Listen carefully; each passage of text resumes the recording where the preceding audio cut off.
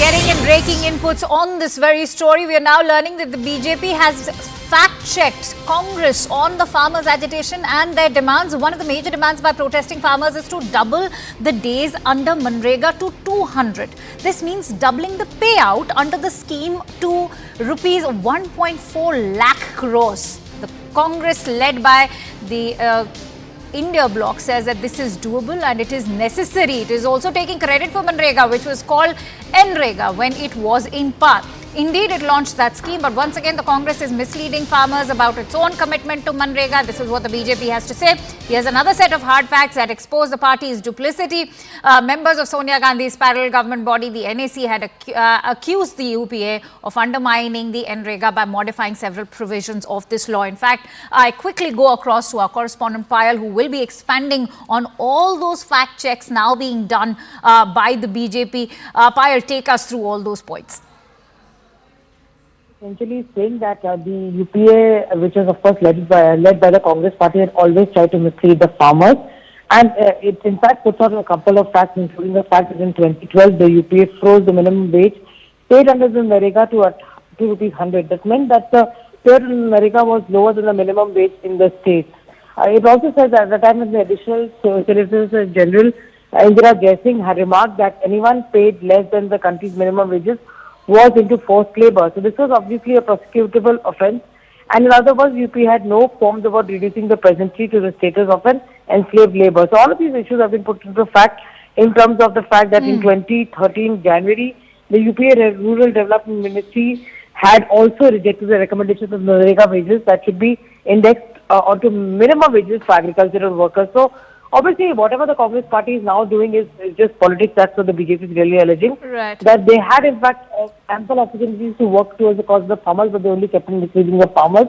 And the BJP has now also put forth the work that has been done for the farmers' cause, whether it's, of course, giving them the neem-coated urea, giving them the insurance scheme that actually covers them up, and also the minimum guarantee that you see every 2 months, the payout, which every 3 months, in fact, the payout is put out by Prime Minister Narendra Modi and transferred directly into the accounts of the farmers.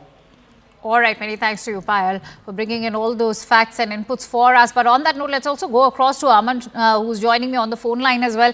Aman, when we talk about the politics of this entire matter, whether it is the issue of the MSP or Manrega, which was, as Payal highlighted, Manrega at that time, it only seems that the Congress has been very dodgy, something that is now surfacing after BJP's fact-checking. Well, see, the promises that the Congress is making to the farmers now, be it on the issue of the providing MSP on all the crops as per Swaminathan Commission recommendations, or increasing the Manrega days to 200 days, what is promising now, these both steps, the BJP is highlighting that when the Congress was in power, it was in fact against these steps. You know, be it the MSP, it was the UPA government which rejected the Swaminathan Commission recommendation on the MSP being more than 50% of the weighted average cost of production in 2007, when the report had come, called it, saying that will distort the market. You know, it was not practical. And all the Manrega also, the government, NDA government clearly saying it was UPA which fixed, you know, the payout under the scheme at rupees 100 and rupees 125, which was, you know, even lower than the average manual wage rate in the country, the daily wage rate in the country. So it is a UPA which actually did not do these steps, and now it is promising the moon to the farmers. In fact, on Manrega, when the government sources are saying that the highest allocation on Manrega has been by the Modi government in the present budget, which was presented by Nirmala Sitharaman. The budget estimate on Manrega is 86,000 crores. So it is the Modi government which has in fact been increasing the budget on Manrega allocation because the demand is high. But what Congress is promising now is essentially contradicting its earlier stand when it was itself in power. All right. Many thanks to you, Aman, for bringing in all those details. Let's now get you a sense of what's happening on ground zero. And for that, let's quickly go across to Anshul, who's been tracking all the developments for us.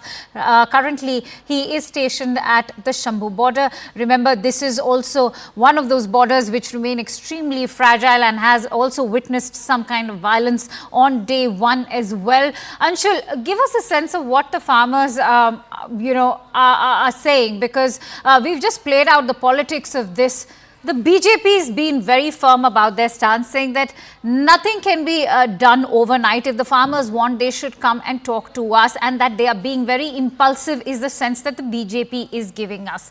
What is the kind of sense you get from the farmers? How long are they willing to stretch this?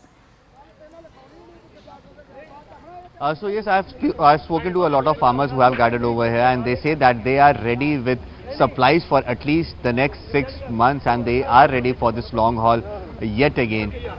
What the farmers say that yes, the government is saying that whatever their demands are, it will take some time to fulfill that, but they say that these promises were made to them during the 2020 and 2021 agitation, and post that it has been 3 years and no work has been done on this. So how much more time does the government want is the question that is being asked by farmers. Now over the last 2 days we saw that there was some sort of violence that had broken out here at Shambu border. Remember, this was the first border that they had to cross to get into Haryana. Now today, since there is a meeting scheduled between the central government and the protesting farmers at 5 p.m. In Chandigarh, and hence what we are seeing today, I'll just try and show you around in the visuals as well. There is absolute peace and calm that can be seen over here, but yes, definitely the traffic across this entire road has absolutely been stopped. Thousands of tractors and trolleys are already parked in this area. Hundreds of farmers, thousands of farmers are already over here stationed, waiting for the next instructions to come in from the top body. Once this meeting comes to an end, then it would be clear as to what step will the farmers take. But yes, as of now, farmers are very adamant that if at all these third round of talks actually fail, then they are going to go ahead and reach the national capital in any way or any manner. More reinforcement has been called, heavy machineries by the farmers have been called, like JCBs have been called by the farmers to remove the concrete blockades that have been made by the Haryana police and then eventually by the Delhi police as well. So yes, the farmers are also prepared for a long haul, whereas the government forces and the central forces who are deployed on the ground, they have clear instructions to not let farmers get inside Haryana. So yes, if at all these third round of talks fail, then yet again we could see violence break out over here.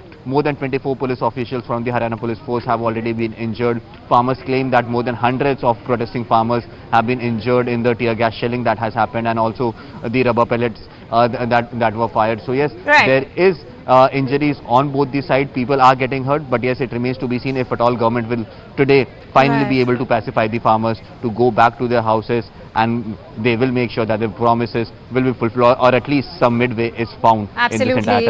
Today remains a very crucial day. Many thanks to you, Anshul, for bringing in all those inputs. So remember, the traffic at the borders may have eased, but the anxiety remains. We will keep a close watch on everything that's happening as far as the farmers' protest is concerned. But for now, it's time for a quick break. Stay tuned.